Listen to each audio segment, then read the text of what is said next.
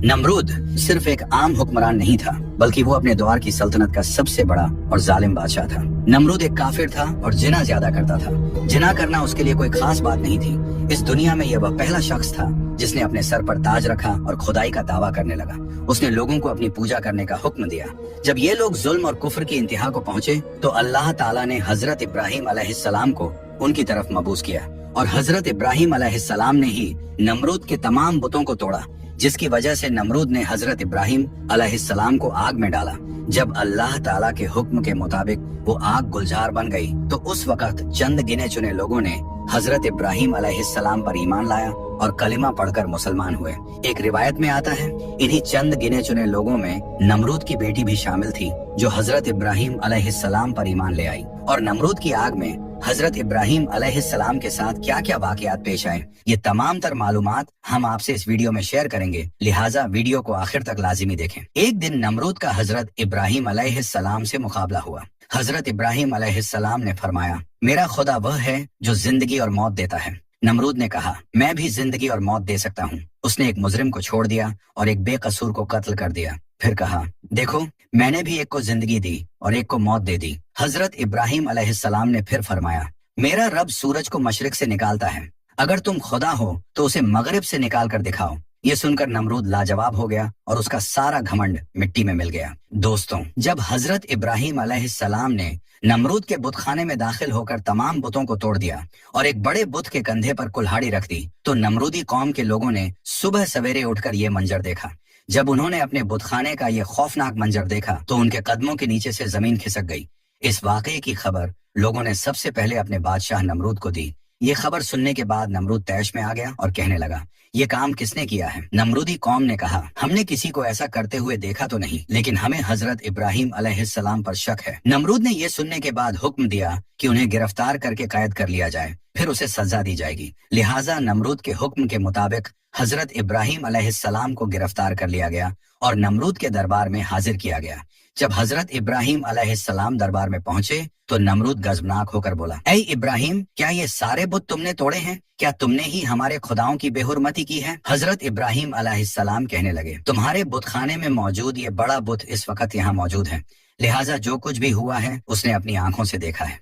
सब कुछ इसकी आंखों के सामने हुआ है। अगर ये बता दे तो ठीक है, और अगर ये न बता सके तो ये खुद मुजरिम है और तुम्हारे सारे बुत इसी ने तोड़े हैं, क्योंकि कुल्हाड़ी इसके कंधे पर मौजूद है। और अगर ये बोल नहीं सकता, इसमें बोलने की ताकत नहीं, इसमें कोई जान नहीं, तो जो अपनी हिफाजत नहीं कर सकता वो तुम्हारी हिफाजत कैसे करेगा? हजरत इब्राहिम अलैहिस्सलाम का ये जवाब सुनने के बाद चंद लोगों पर काफी अच्छा असर पड़ा।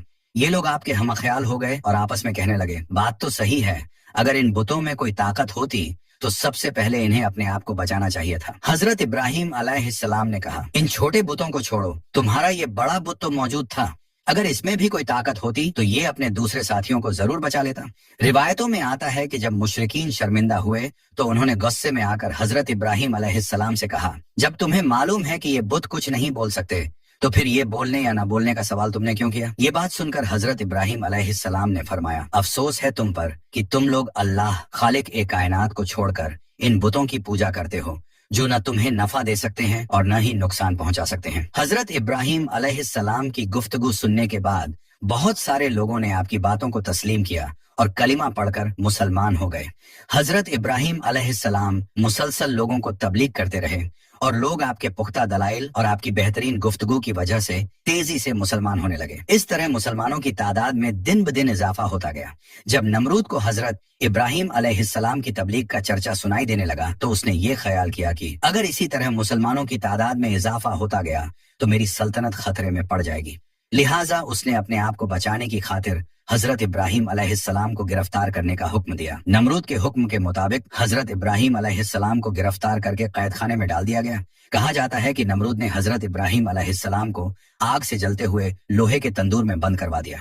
काफी देर के बाद जब हजरत इब्राहिम अलैहिस्सलाम को बाहर निकाला गया तो आपको किसी किस्म का कोई नुकसान न हुआ था। नमरूद ने ये हुक्म दिया कि उन्हें कैद खाने में कैद कर दिया जाए और उन्हें खत्म करने के लिए कोई और खास हल तलाश किया जाए। चुनांचे हजरत इब्राहिम अलैहिस्सलाम को ایک روایت کے مطابق 40 دن اور ایک دوسری روایت کے مطابق 7 سال تک جیل میں بند رکھا گیا.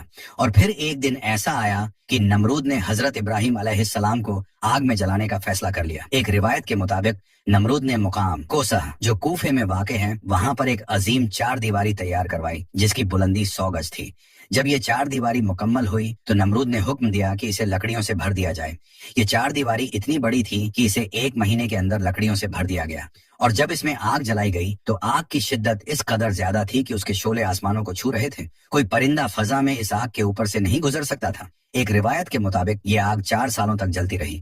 آگ کو تو پوری طرح بھڑکا دیا گیا لیکن ایک مسئلہ تھا. کوئی ایسا راستہ موجود نہ تھا جس کے ذریعے حضرت ابراہیم علیہ السلام کو آگ میں ڈالا جائے کیونکہ آگ اس قدر بھڑک رہی تھی کہ کوئی بھی اس کے قریب نہیں جا سکتا تھا. لوگ اسی سوچ میں تھے کہ حضرت ابراہیم علیہ السلام کو کس طرح آگ میں ڈالا جائے. تب شیطان نے ان کو منجنیق گلیل جیسی ایک بڑی مشین بنانے کا مشورہ دیا اور منجنیق بنانے کا مکمل طریقہ بھی بتا دیا. جب منجنیق پوری طرح تیار ہو گئی تو پہلے انہوں نے ایک بڑا پتھر رکھ کر اسے پھینکا تاکہ تجربہ کیا جا سکے کہ منجنیق صحیح کام کر رہی ہے یا نہیں.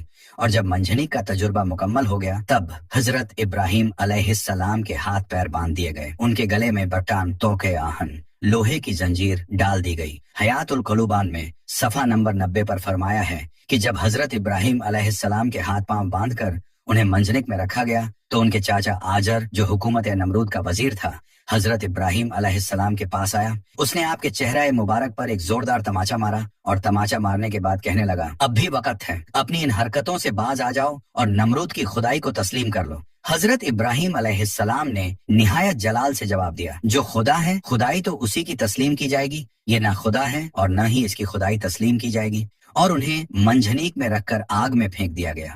ایک روایت میں آتا ہے کہ اسی وقت جب حضرت ابراہیم علیہ السلام کو آگ میں پھینکا گیا تو آسمان کے تمام معزز فرشتے اللہ تعالیٰ کی بارگاہ میں حاضر ہوئے اور عرض کرنے لگے اے ہمارے مالک, زمین پر ایک ابراہیم ہی تو ہیں جو تیری وحدانیت کی تبلیغ کر رہے ہیں اور آج انہیں آگ میں جھونک دیا جا رہا ہے. اے ہمارے مالک, تو ہمیں ان کو بچانے کے لیے حکم دے. لیکن خدا تعالیٰ کی طرف سے حکم آیا جاؤ, اگر ابراہیم تمہاری مدد قبول کرے تو ان کی خوب مدد کرو. چنانچہ یہ فرشتے فوراً زمین پر اترے اور حضرت ابراہیم علیہ السلام کے پاس پہنچے تاکہ ان کی مدد کر سکیں, مگر حضرت ابراہیم علیہ السلام نے انکار کر دیا.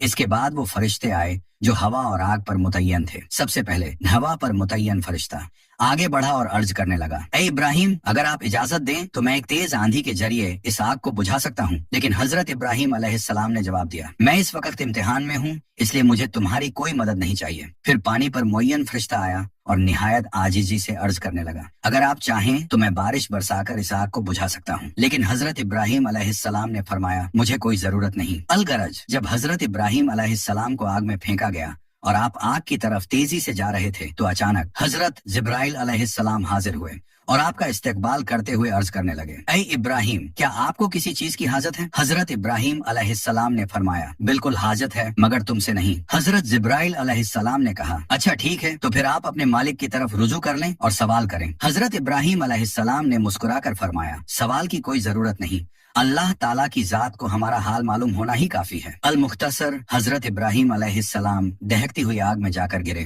اللہ تعالیٰ نے آگ کو حکم دیا اے آگ, تو ابراہیم پر ٹھنڈی اور سلامتی والی ہو جا. چنانچہ یہ آگ اللہ کے حکم سے ٹھنڈی اور سلامتی والی ہو گئی اور گلزار بن گئی. روایت کے مطابق فرشتوں نے حضرت ابراہیم علیہ السلام کو زمین پر بٹھایا اور ان کے آس پاس گلاب اور نرگس کے پھول کھل گئے. ایک روایت میں یہ بھی آتا ہے کہ حضرت ابراہیم علیہ السلام جیوں ہی آگ میں پہنچے تو حضرت جبرائیل علیہ السلام نے ایک تخت بچھا کر انہیں اس تخت پر بٹھا دیا. ان کے تخت پر بیٹھتے ہی ایک چشمہ جاری ہو گیا. ایک اور روایت میں یہ بھی آتا ہے کہ لکڑیوں کے جو حصے جلنے سے رہ گئے تھے حضرت جبرائیل علیہ السلام نے انہیں زمین میں نصب کر دیا اور ان سے پھلوں کے خوبصورت پودے اگے جن پر خوبصورت پھل لگے ہوئے تھے. حضرت ابراہیم علیہ السلام آگ کے اندر پھولوں پر بیٹھ کر اللہ تعالیٰ کو یاد کر رہے تھے. اسی دوران جب نمرود نے آپ کی حالت دیکھنے کے لیے ایک بڑے مینار پر چڑھ کر دیکھا تو حیران اور پریشان ہو گیا. نمرود دیکھتا ہے کہ حضرت ابراہیم علیہ السلام آگ کے اندر تخت پر بیٹھے ہیں.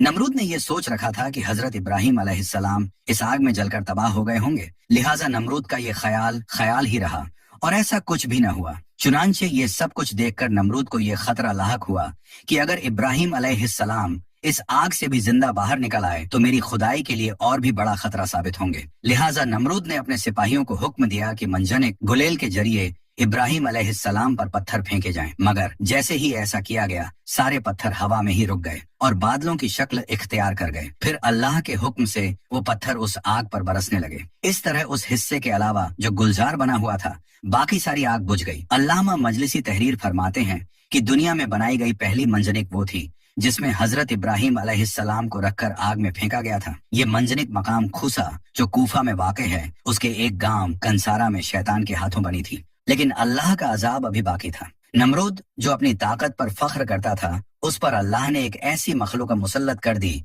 जो इंसान की नजर में बिल्कुल बेकीमत थी। एक छोटा सा मच्छर। ये मच्छर नमरूद की नाक या कान के रास्ते उसके दिमाग तक पहुंच गया। उसका सर इतनी शिद्दत से दुखने लगा कि वह हर वक्त चीखता रहता। हालत यह हो गई कि उसके अपने सिपाही उसके सिर पर हथौड़े मारते ताकि दर्द कम हो सके। दिन गुजर गए, महीने गुजर गए, लेकिन अजाब कम न हुआ बल्कि बढ़ता गया। आखिरकार उसी तकलीफ में वह तबाह हो गया और अल्लाह ने उसके गुरूर को मिट्टी में मिला दिया। यह अजाब सिर्फ नमरूद के लिए नहीं था बल्कि हर उस शख्स के लिए एक इबरत है जो अपनी ताकत और दौलत पर फख्र करता है और अल्लाह की कुदरत को भूल जाता है। अल्लाह ने साबित कर दिया कि ताकत किसी भी इंसान को खुदा नहीं बना सकती।